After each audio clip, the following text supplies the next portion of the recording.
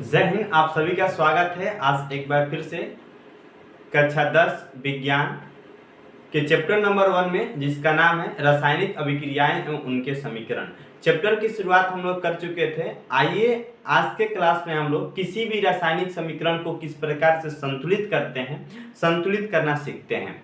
संतुलित करने के लिए आप ध्यान देंगे, कोई भी असंतुलित रासायनिक समीकरण होता है उसको संतुलित करना पड़ता है।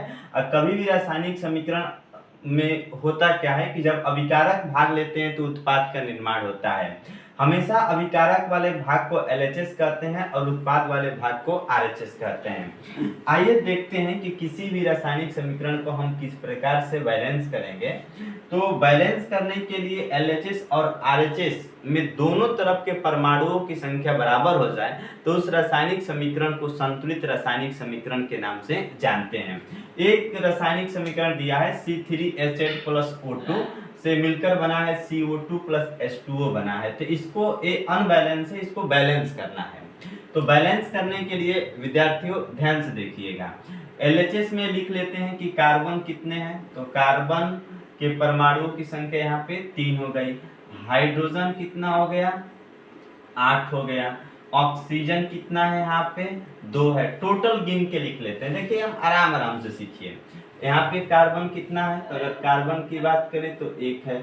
ऑक्सीजन की अगर हम बात करें तो ऑक्सीजन यहाँ पे 2 और 1 ऑक्सीजन, 2 और 1 कितना होगा, 3 हो गया। हाइड्रोजन की संख्या कितनी है, 2 है। अब इसको देख लेते हैं हम लोग बारी बारी से। तो हाइड्रोजन की संख्या कितनी हो गई, 2 हो गई। अब देखिए जब हाइड्रोजन की संख्या 2 हो गई तो अब आइए हम लोग देखते हैं। अब यहाँ पे कार्बन की संख्या कितनी है, 3 है। यहाँ पे कार्बन की संख्या कितनी है, 1 है।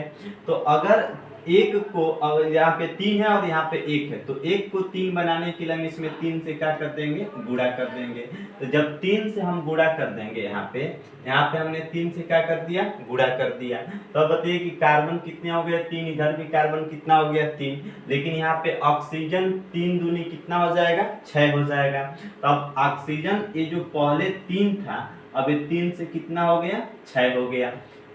इसी प्रकार से देखते हैं हम लोग, जब ऑक्सीजन 6 हो गया, अब देखिए हाइड्रोजन की संख्या यहाँ पे कितनी है, 8 है। और यहाँ पे हाइड्रोजन की संख्या कितनी है, 2 है। तो अभी इस 8 को, पहले तो इसको देखते हैं। ऑक्सीजन चलिए ठीक है, यहाँ पे हाइड्रोजन की संख्या कितनी है, 8 हो गया। और यहाँ पे हाइड्रोजन की संख्या कितनी है, 2 है। तो अब हम करना क्या चाहेंगे कि ये जो हमको 8 दिखाई दे रहा है, ये जो हमको 2 दिखाई दे रहा है, 2 को हमें 8 बनाना पड़ेगा। तो इसमें हम गुणा कर देते हैं 4 से। तो 4 दूनी कितना हो जाएगा, 8 हो जाएगा।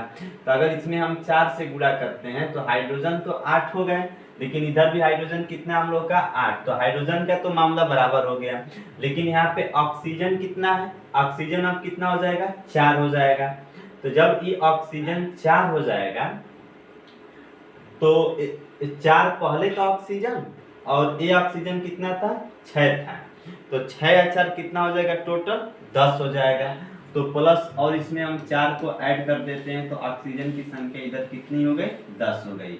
देखिए कैसे, ऑक्सीजन 3 दूनी 6, यहाँ पे ऑक्सीजन 4, 6 4 कितना हो गया, 10। और यहाँ पे इस साइड में ऑक्सीजन कितना है, 2 है। तो 2 को 10 बनाने के लिए इसमें 5 से गुणा कर देंगे तो 5 दूनी कितना होगा, 10 हो जाएगा। यानी यहाँ पर गुणा कितने से हुआ है, 5 से हुआ है। इस प्रकार से ये जो आपका केमिकल इक्वेशन है, जो रासायनिक समीकरण है, वो बैलेंस है। आइए देख लीजिए, कार्बन की संख्या इधर 3 है, यहाँ पे कार्बन की संख्या कितनी है, 3 है। 3 3 हो गया। हाइड्रोजन की संख्या 8, यहाँ पर हाइड्रोजन की संख्या 8, यहाँ पर ऑक्सीजन की संख्या पहले 3 थी, उसके बाद मैंने टोटल ऑक्सीजन कितना हो गया, 10 हो गया। इधर ऑक्सीजन कितना हो गया, 10 हो गया।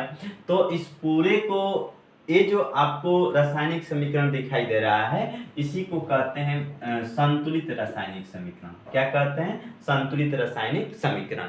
तो किसी भी रासायनिक समीकरण को संतुलित करने के लिए आपको यह ध्यान देना है कि क्या अभिकारक और उत्पाद के परमाणुओं की संख्या बराबर है कि नहीं है।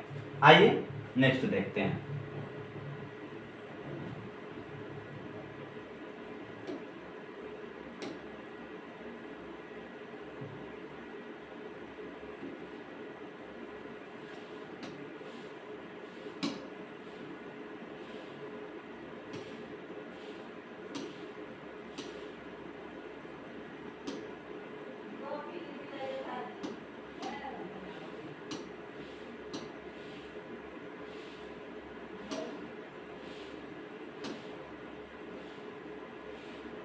अगला जो आपका रासायनिक समीकरण है दिया है,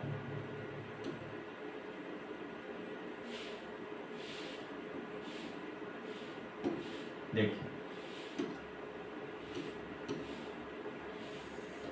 हम अच्छा ले लेते हैं। दिया है अगला रासायनिक समीकरण Fe2O3 प्लस Al, एल्यूमिनियम है। जब ये आपस में क्रिया करते हैं, ये दूसरा है, जब ये आपस में क्रिया करते हैं तो बन रहा है Fe प्लस Al2O3 बनता है। हाँ यही बनेगा, Al2 का बनेगा O3 बनेगा। अब इस रासायनिक समीकरण को हम लोग को बैलेंस करना है। अब वही कहानी, अभिकारक और किसकी बात करेंगे, उत्पाद की। तो अभिकारक की क्या हो गया, उत्पाद हो गया। इधर देखते हैं कि ALHS है और ए वाला जो भाग आपको दिखाई दे रहा है ये RHS है। क्या दोनों तरफ के तत्वों के परमाणुओं की संख्या बराबर है कि नहीं है। अब देखिए यहाँ पे, अब बात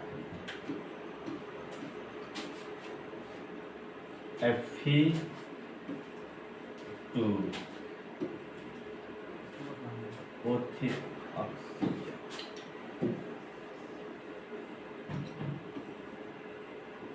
ऑक्सीजन की संख्या कितनी है, 3 है, एल्यूमिनियम 1 है, यहाँ पर Fe की संख्या 1, एल्यूमिनियम 2 और ऑक्सीजन 3। अब इसी को बैलेंस करना है कि बराबर है कि नहीं। देखिए यहाँ पे Fe कितना है, इधर 2 है, लेकिन इधर Fe कितना है, 1 है। इस 1 को 2 बनाने के लिए इसमें 2 से क्या कर देंगे, हम लोग गुणा कर देंगे। तो 1 दूनी कितना हो गया, यहाँ पे 2 हो जाएगा। तो अब यहाँ पे Fe कितना हो गया, 2 Fe हो गया। ऑक्सीजन इधर कितना है, 3 है, इधर ऑक्सीजन कितना है, 3 है। ये तो बैलेंस, इसमें कोई दिक्कत नहीं है। लेकिन इधर एल्यूमिनियम कितना है, 1 है, इधर एल्यूमिनियम कितना है, 2 है। तो 1 में अगर हम 2 से गुणा कर देंगे तो 1 दूनी का होगा 2 हो जाएगा। तो बस यहाँ पे अगर हम 2 से गुणा कर दें तो ये आपका जो रासायनिक समीकरण है ये संतुलित हो गया।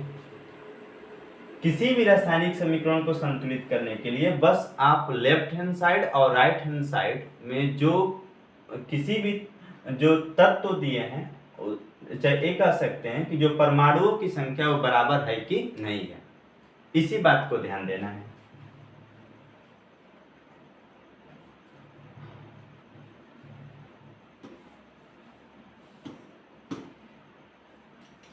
अब देखिए एक और बताते हैं हम आपको, इसे दिया है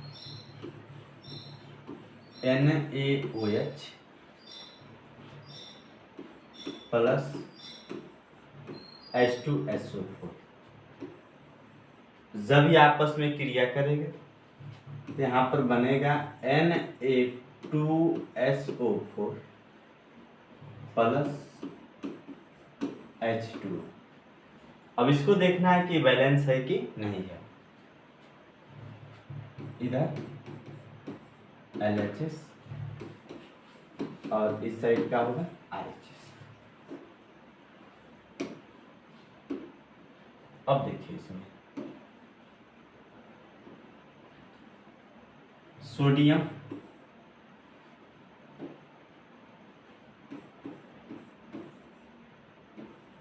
की संख्या कितनी है, 1 है। ऑक्सीजन कितना है, 1 है।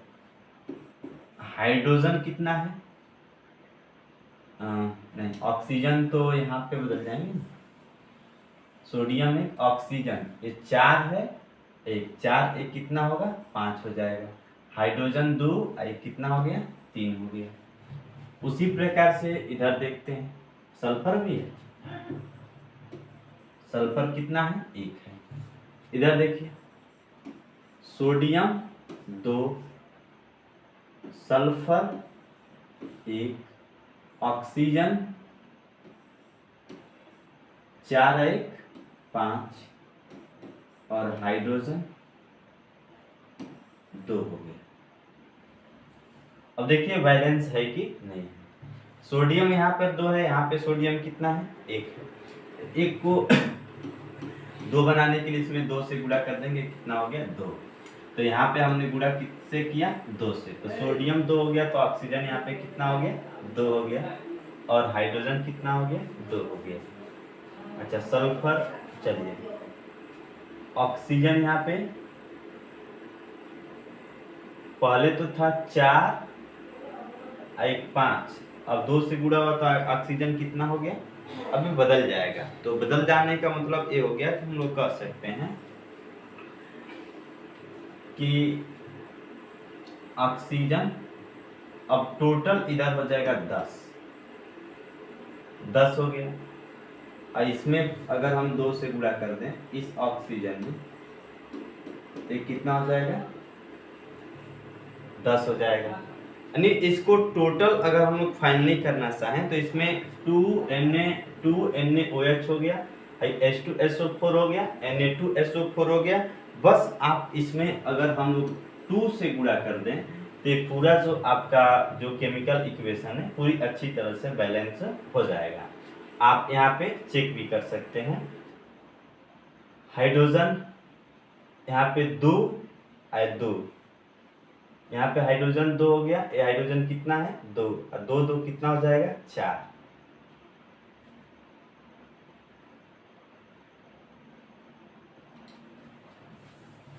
हाँ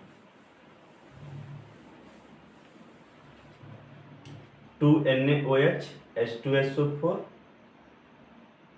2 2 4, Na2SO4 और 2H2, हाइड्रोजन इधर कितना हो गया 4, इधर कितना हो गया 4 हो गया। ऑक्सीजन यहाँ पे कितना है 4 और 2 इसमें को 4 2 6, इधर ऑक्सीजन 4 और 2 का इसमें गुणा हुआ 4 2 6 हो गया। सोडियम इधर कितना है 2, इधर सोडियम कितना है 2 हो गया। सल्फर यहाँ पे कितना है 1 है, इधर सल्फर कितना है 1 है। देखिए दोनों तरफ के जो परमाणुओं की संख्या क्या है वो बराबर हो गई। इस प्रकार से कह सकते हैं कि रासायनिक समीकरण क्या है संतुलित है। तो चलिए और कल के क्लास में हम लोग देखेंगे कि किस प्रकार से किसी भी रासायनिक समीकरण को संतुलित करते हैं।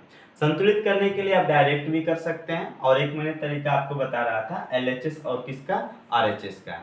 तो LHS के साइड कितने परमाणुओं की संख्या है और RHS के साइड कितने परमाणुओं की संख्या है, अगर दोनों तरफ का बराबर हो जाता है तो इस प्रकार से कोई भी रासायनिक समीकरण होता है वह संतुलित रासायनिक समीकरण के नाम से जाना जाता है।